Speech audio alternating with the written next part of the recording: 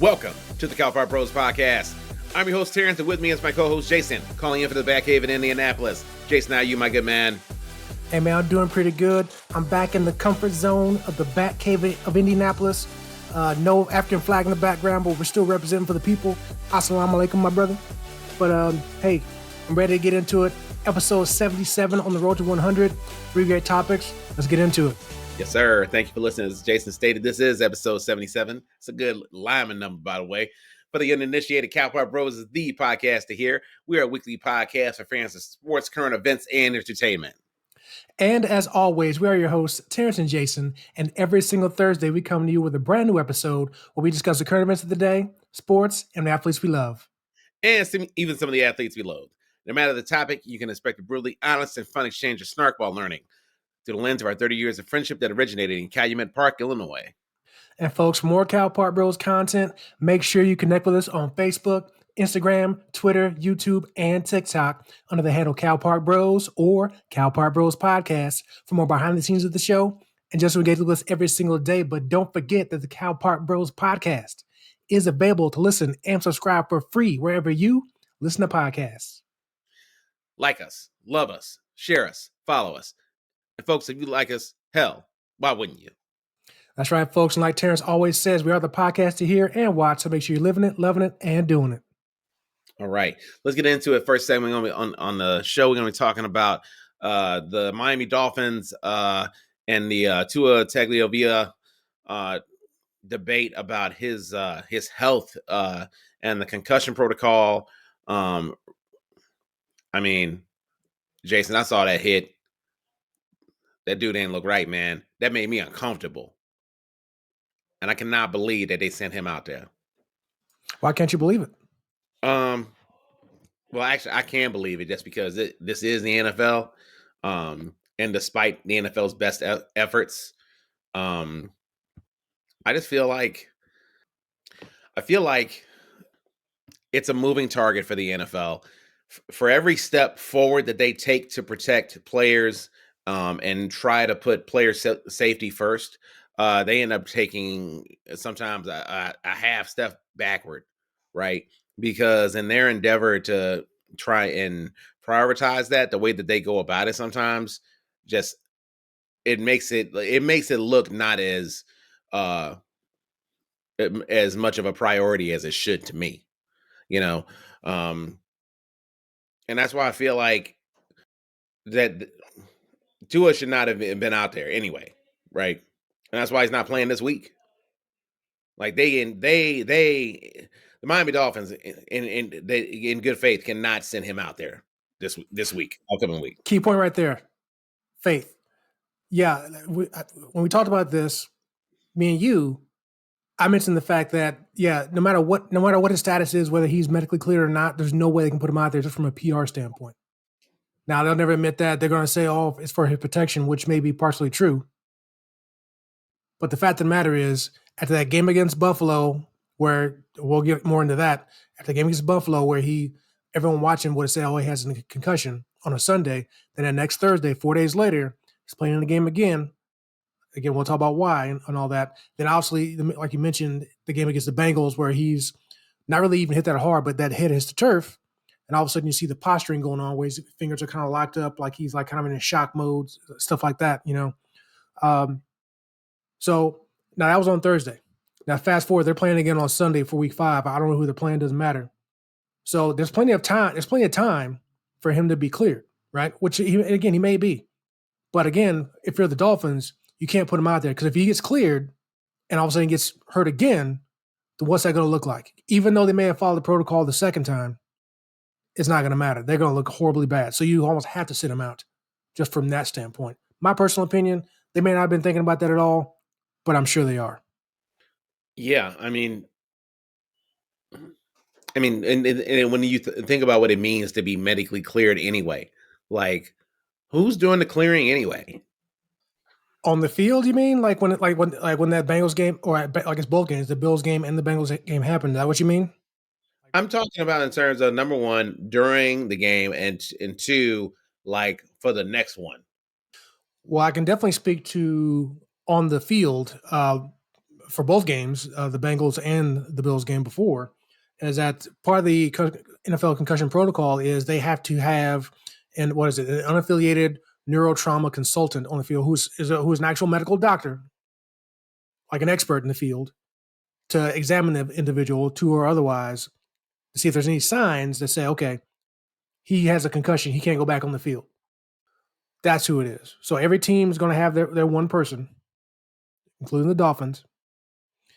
And in the game on Thursday, not this past Thursday, but the one before, when they were playing the Bills, the doctor who examined him, for whatever reason, determined that, well, and again, we'll go into, determined that he's okay to go back on the field.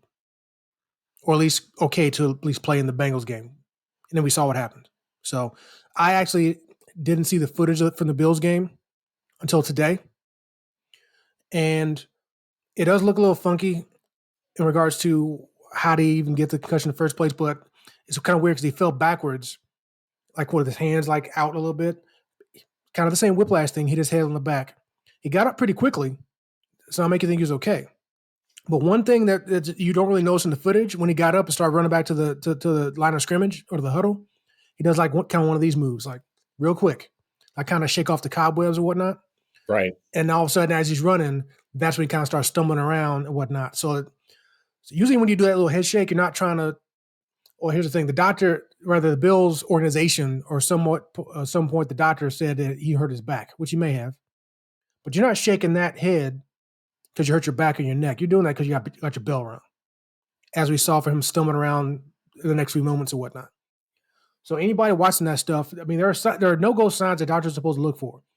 One is gross motor instability, confusion, and amnesia, or total loss of control. Him stumbling around like that is a great example of gross motor instability. So, yeah, anybody who watched that would say, okay, he had a concussion. Or at least he probably shouldn't be in the game or playing the next week. Or at least he should be reviewed as such, as if he had a concussion. Right. That's kind of the loophole as to why he was able to play, is that because somebody said, well, it could have been his back. That's how he was able to sneak through the protocol and be able to play 4 days later. Excuse me. But yeah, I'll go more into that. But what else you have to say about that? No, keep going. No, so here's my question. You mentioned the term loophole. Are NFL organizations effectively using it? Intentional. So I will say this, that may be the wrong choice of words, but that's the term I saw out there in a lot of videos talking about this.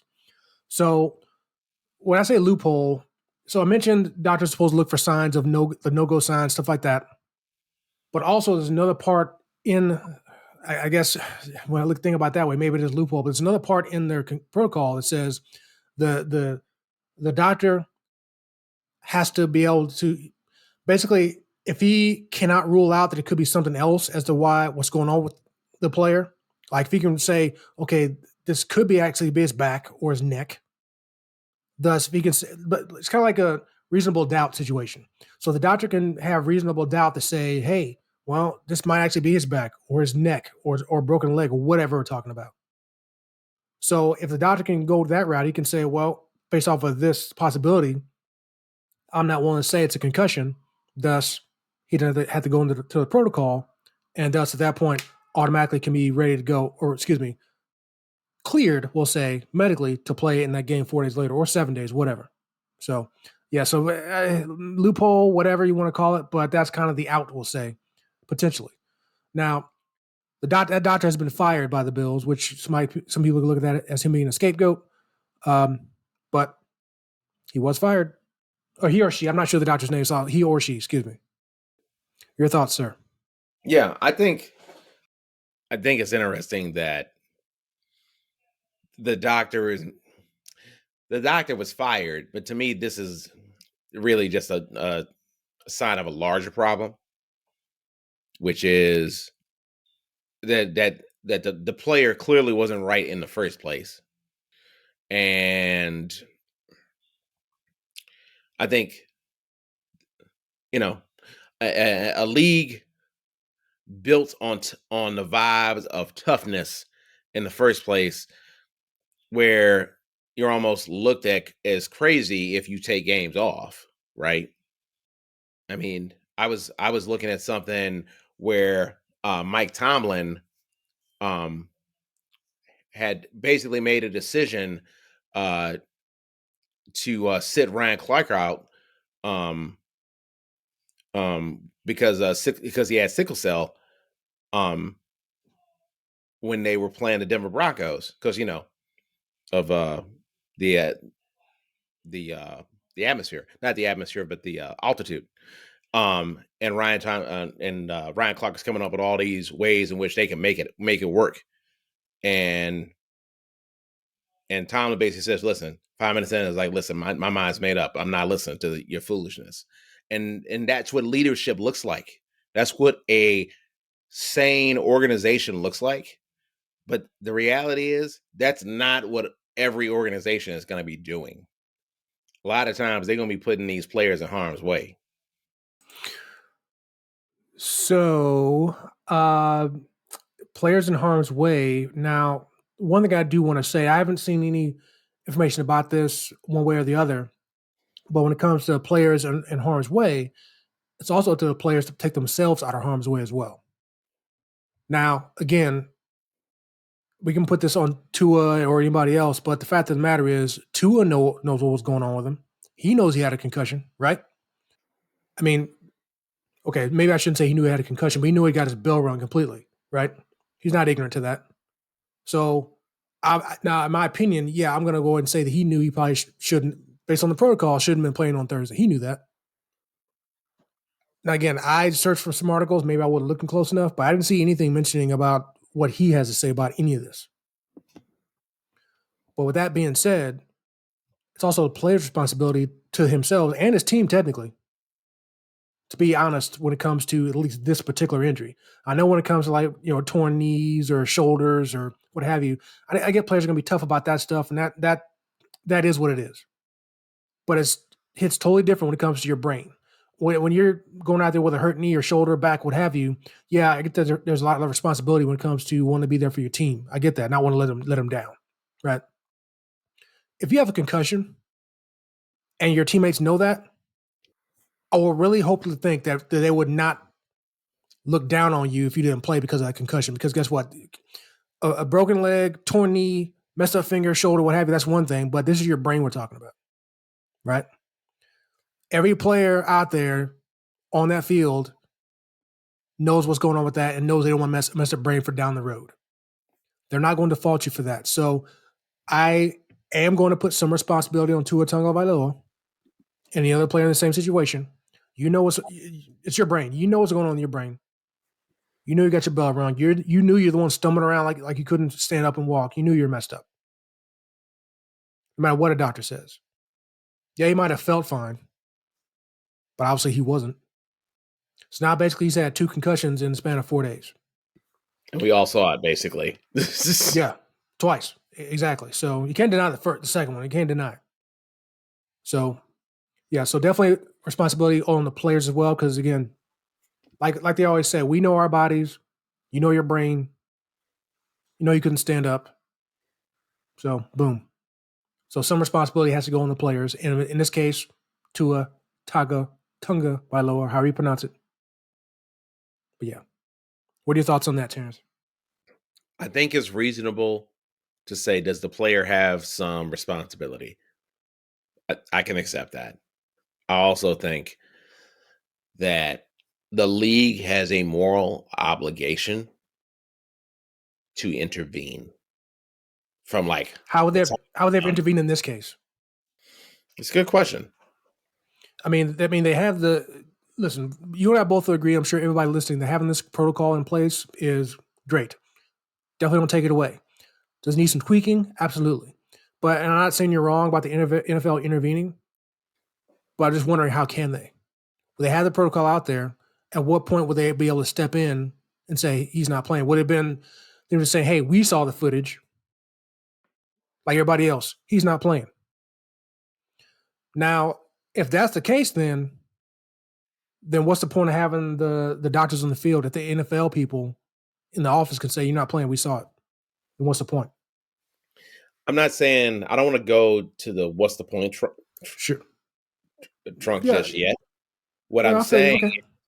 what I'm saying is that you have an on the field recommendation. You have potentially some sort of secondary review and final decision. I mean, to your point earlier, it's only his brain. And yeah, had he not played, yeah, the Dolphins may not have won. Actually, I think they lost anyway. So yeah, I mean, they won the Bills game. They definitely lost the Bengals game though. But yeah, I mean, Yeah. I mean, the star of the yeah, I show is mean, losses. The star of yeah. the show is this guy going to be able to actually know his middle name in 5 years? Well, I guess we'll find out. Again, another question out there. Again, just by fans, like, should he retire after all this? Some of the doctors I've been watching saying he doesn't necessarily need to retire, but unfortunately, because he's had these two in the short period of time, it's going to need to be a further time span away from him getting a third one. Like if he plays week 6, he can't get a concussion that game because again, now you're talking about 3 and 2 weeks or 3 weeks, whatever. And I mean, I think the scariest set of concussions for an athlete for me would have probably been Eric Lindros because the hockey player because his career was just cut short. I mean, great player, but really his greatness was kind of somewhat undercut somewhat by the amount of concussions he had because it definitely cut into a lot of his playing time. Well, hell, keep it in the same sport. I believe Austin Collie, if I'm not mistaken, had to retire for the same reason in football. Played for the Colts, wide receiver, got his bell rung more than once. I think I had to look up see what the exact time frame was, but I believe he had to retire, or excuse me, he chose to retire because he wanted to preserve his brain because he had too many concussions. It may not have been a certain time frame, but maybe he just had too many period. And he said, "You know what? I'm done." Like you said, quality of life after football. He want to keep getting them. So um, now, who's to say if Tua gets another one at some point down the road, maybe he'll make the same decision on his own. But yeah, definitely, I had to imagine most athletes have that thought in mind that hey, if I do get these concussions or any sort of injury, at what point am I going to call it quits? We see a lot of players retiring early now, before they're even 30. Andrew Luck, most famously, Pro Bowl athlete, you know, one of the most elite or close to elite level quarterbacks in the NFL. Now for him, it wasn't concussions; it was other stuff. It was more of his legs and knees. He decided to retire. He got his money for his career at that point. He said, "You know what? I saved enough of it. I'm done." I don't think he was even 30 years old at the time. But yeah, so players are definitely thinking about that. And honestly, if you're a football player, considering the fact you've been playing football probably since you were like a little kid, you made it to the NFL, which is the goal for any athlete as a kid. You made it, Pro Bowl level, Super Bowl. They didn't go to Super Bowl, but he's that level of a quarterback. You got your money. Players are thinking like that. I think he made like something like 60 some million or whatever the hell it was. Doesn't matter, but yeah, Yeah, it's something to think about. money wasn't the issue. Not to mention he wasn't exactly poor before that either. But Well, for his example, yes, but anybody else knows what I'm saying. So yeah, yeah, I think in and not to get off track, but in Tua's case, he's just started, and especially he's a he's on a rookie deal. Like 24 years old. yeah, like it's too early to say anything and make any rash decisions, but that doesn't mean he can also afford to be reckless either, and that means he needs to be just as engaged as the Miami Dolphins should be. So One last thing before we end it, I did just see an article from a doctor who is urging him to retire. So just putting it out there. There are doctors that say on both sides. So of course it'll be up to him and family. yeah, here. All right. that concludes our segment on the Tua concussion dilemma. Coming up next, we're talking about Mike Lindell and the My Pillow debacle. Coming up next on Cal Power Bros.